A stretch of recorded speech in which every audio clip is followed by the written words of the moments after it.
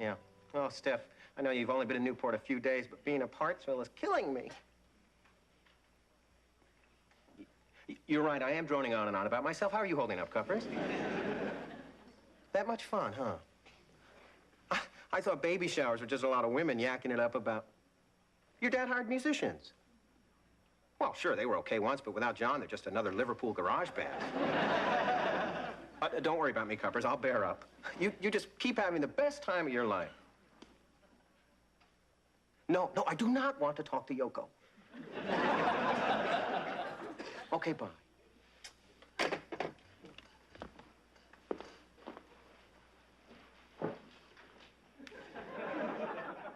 Steph's off hobnobbing at a baby shower with the Fab Three, and I'm stuck here with you.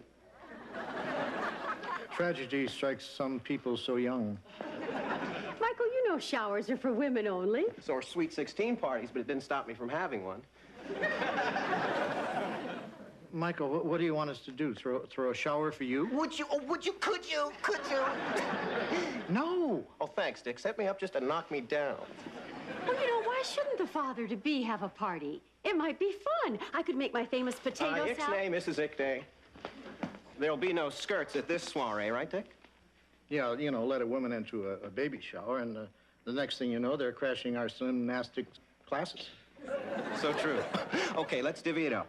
I'll do the guest list, and you provide the rest. And serve whatever you like. You know, quiche, finger sandwiches. Artichoke hearts in a creamy vinaigrette. You sly dog. You've thrown one of these before. Adios.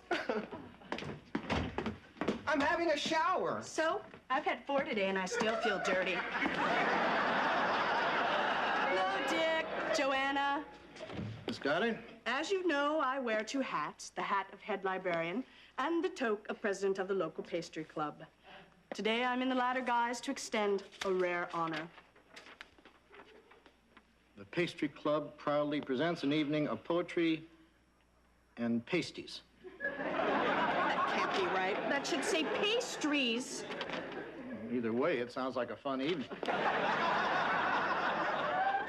You said something about an honor? Well, as you know, every year the poetry competition is judged by Talcott Harding. Honey, you've seen Talcott. You know, that sweet little old man with the long white hair. Oh, yeah, I met him at the market once. He bit me when I took the last bottle of herbal conditioner. Ordinarily, Talcott would jump at the chance to judge the contest again. What's stopping him from jumping? He's dead. That would make it dicey. So who'll be judging this year? Dick, we feel the next logical choice would be you. No, thanks. I hate poetry. Well, so did Talcott Harding, but he showed up. Look, I can't tell a good poem from a bad one. Well, you won't have to. I win every year. Well, that'll certainly make it easier. Then you'll do it? No, like I said... Good. I hope that we won't have another unattractive display of tears when you lose again this year. Well, see you Saturday. Gee, honey, if I win this year, I hope people won't think you gave me preferential treatment. Well, you won't be winning. Why not? Don't you think my poems are good enough? Good is, you know, such a subjective term. You know, while most people like what William Shakespeare wrote, I'm sure there are some people that, you know, that don't. So you're saying that even though you don't care for my poetry, some people might? Yeah, right. How kind and sensitive and compassionate you are to tell me my poems are stupid. See, stupid is, I mean, you know, it's such a subjective term.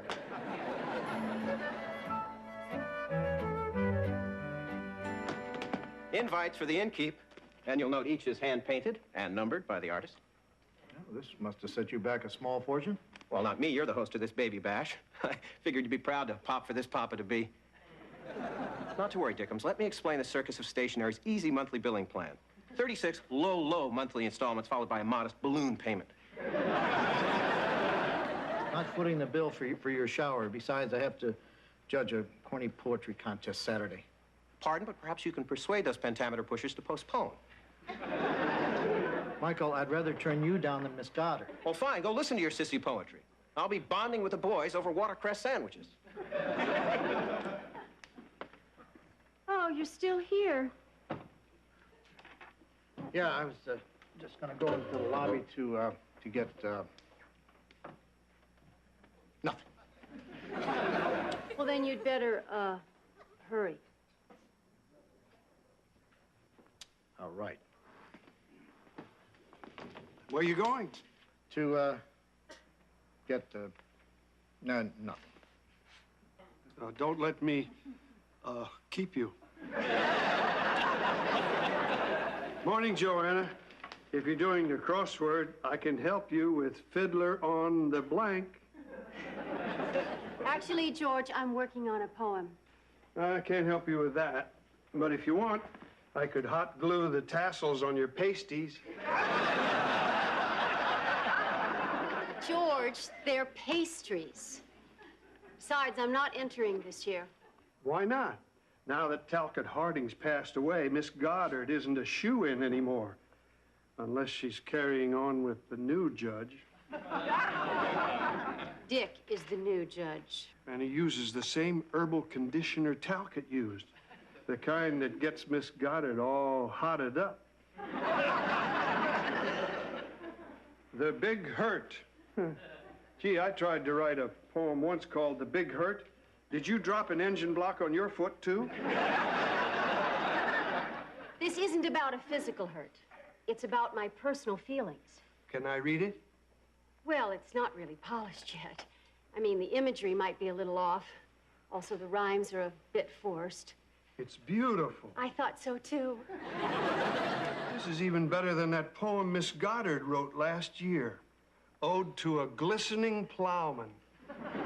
You've got to enter this poem. With Dick judging, it'd be like spitting in the wind. But this should be shared with the world. And if it means taking a face full of spit, I'm your man. Take thy beak from out my heart, and take thy form from off my door, quoth the bluebird. Nevermore.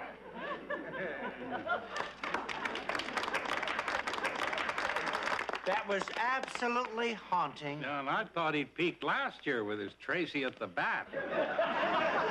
Mr. Rusnick, are you sure you actually wrote that poem? What are you implying, Judge? Well, it's just that your poem is, is reminiscent of Edgar Allan Poe's The Raven. Anybody hear me say anything about a raven? I don't think Dick knows any more about birds than he does about poetry. Our next piece is a collaborative effort by Jim Dixon and Chester Wanamaker. Isn't it unusual for two people to write a poem? Not when they share the same poetic soul. Yeah, we're two bodies with but one mind. Well, who's ever using it tonight, would you please begin?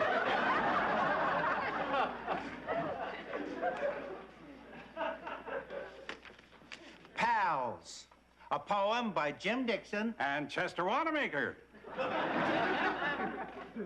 As kids, we too shared everything from baseball bats to gals. And from that time, we've always been the very best of Friends.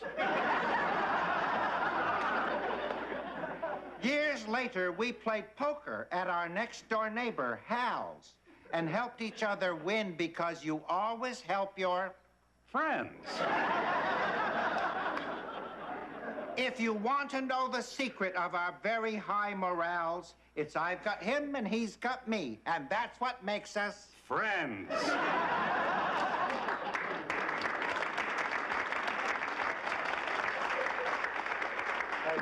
Excuse me, fellas, but I couldn't help but notice you never used the word pals. That's poetic license, Dick. Come to think of it, Jim, the word pals would have rhymed here. Oh, yeah. And here. And here. Why didn't you think of that? Well, why didn't you? Because you made me do all the typing. That's because you kept making me add wheat checks to the party mix. That's only because you kept picking them out. Well, you should have let me eat them straight from the box like I wanted to. Jim Dixon, you're really pushing my angry button. Fellas. All right, our last contestant is Miss Goddard. Miss Goddard? Thank you, Judge Loudon. And might I add that your hair smells particularly herbal this evening. I wondered why you were sniffing me before. The Entwining by Prudence Goddard. Weaving and churning and heaving, they went until they were spent and filled with the scent of passion and moisture and fever. Swooning and sighing and crooning, they lay for most of the day. They rolled in the hay while he swore that he'd never deceive her.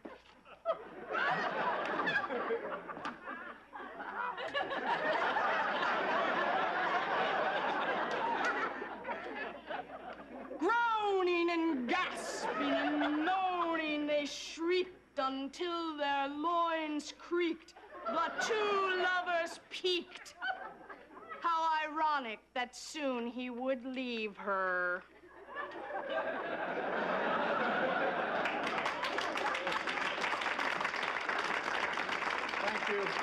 Thank you, Miss Goddard. Well, we've got a better idea of what killed Talcott Harding.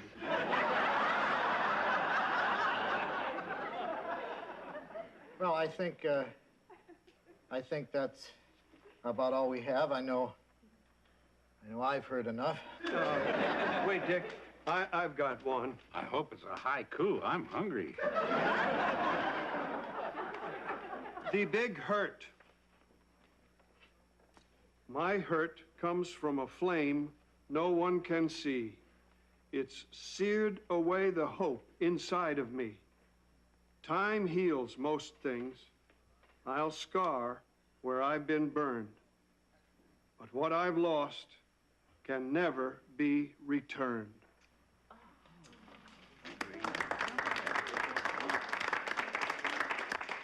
George, I had no idea you were so profound. Now, Joanna's the profound one. She wrote this poem. Profound? This is the woman who holds the town record for the number of times she's checked out 60 days to a tighter tummy. I thought I held that record. I wrote that poem. Doesn't anyone believe me? Yeah, sure. Well, you believe me, don't you, Dick? I sure wouldn't mind hearing pals again.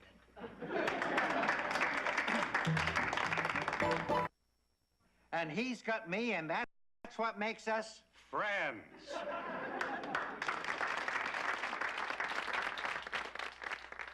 So, do you believe I wrote my poem?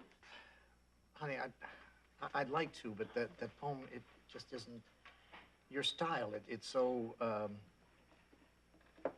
good. And I tried so hard to make it bad. George, tell these people that I wrote that poem. I was there. Did you actually see her write it? No, but I did see her read it. Maybe the judge's wife is not aware of the difference between reading a poem and writing one. But it's mine, I swear it. Give it up, woman. That ship has sailed. This is so damn stupid. Why don't we let her write another poem while we sit here and watch? George is right. Our opinion of Joanna should be based on her ability and not on her gutter mouth. I think that's This fair. is appalling. Dick, don't you think this is ridiculous? Well, ridiculous is such a, subjective term. Well, I guess rational thinking has no place in this room. Nobody can just sit down and write a poem without any inspiration. We weren't inspired at all when we wrote Pals. Come on, honey, dash one off and we can all get out of here. With all these people sitting here staring at me? It seems Little Miss Inexperience needs her privacy. Everyone, turn your backs on the Loudon woman.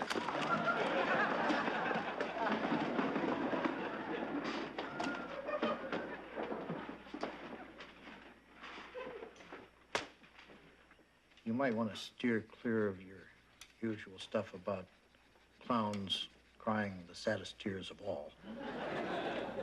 Now that our backs are turned, she'll probably just have George knock off another one for her. All right, that's it. Took you long enough.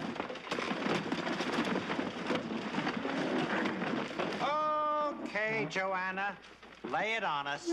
I refuse to be degraded by some small-minded people who get some perverse joy in passing judgment just so they can fill up their own empty lives. Well, I don't like it. It doesn't even rhyme. It's not a poem. It's what I'm feeling. Angry. Hurt. Like what I felt when I wrote that poem. Oh, so all that burning and searing was because of our little tiff. Tiff, sounds like you were branding her. I feel another poem coming on. So the reason that your poem was good was because of me. Get a load of this guy. First he humiliates his wife, now he's trying to take credit for her beautiful poetry. What a disgrace. A damn disgrace. Damn disgrace. Damn, baby, damn, but not damn. Here, a little bedtime reading.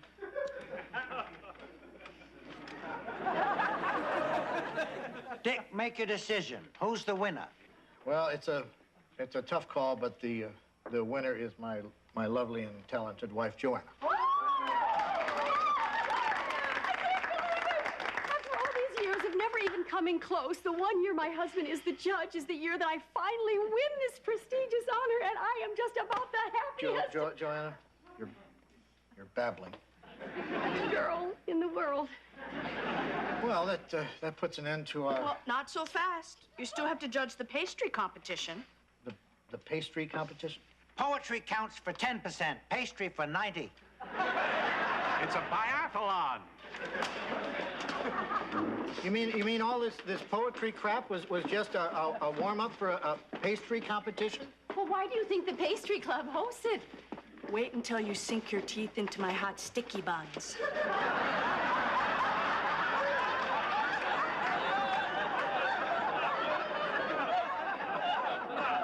Don't listen to her. I made my cranberry crisp. What's that? Dick, it's your favorite. You know how much you love my cranberry crisp with a big cup of coffee. How else am I going to wash it down?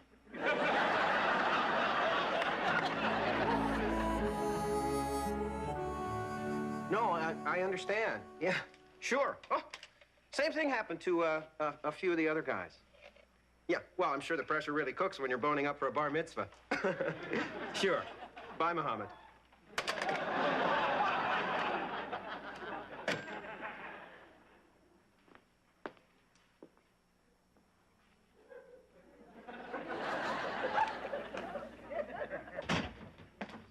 Honey, I'm sorry Miss Goddard won, but, you know, your cranberry crisp was a touch on the dry side. Well, it wouldn't have been dry if you hadn't taken so long judging the poetry. Joanna, there's no shame in coming in dead last. I prefer to think of it as a distant ninth, Judge Loudon.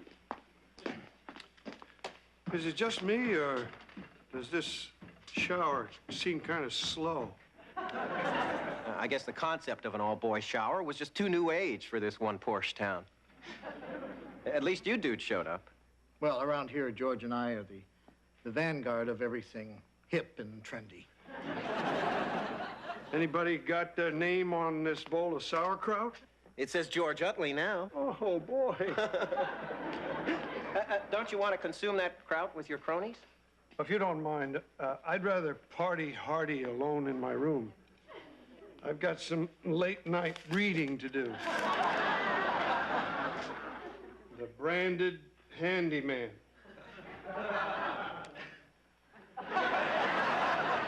Well, good night. You're leaving too? Don't you feel sorry for me? No more than usual. Oh, I get it. You'd rather be with Joanna.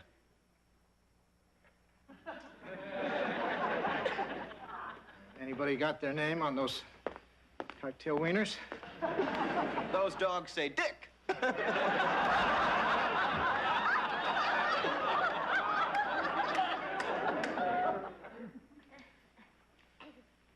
Great shower. Thanks. Care for a white wine spritzer? No.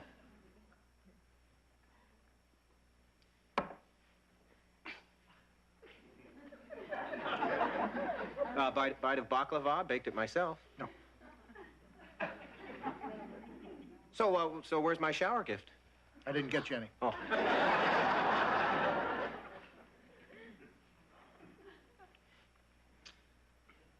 Well, night, Dick.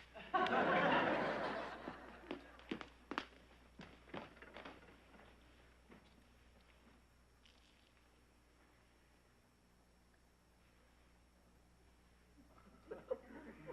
wonder if his poetry is this good.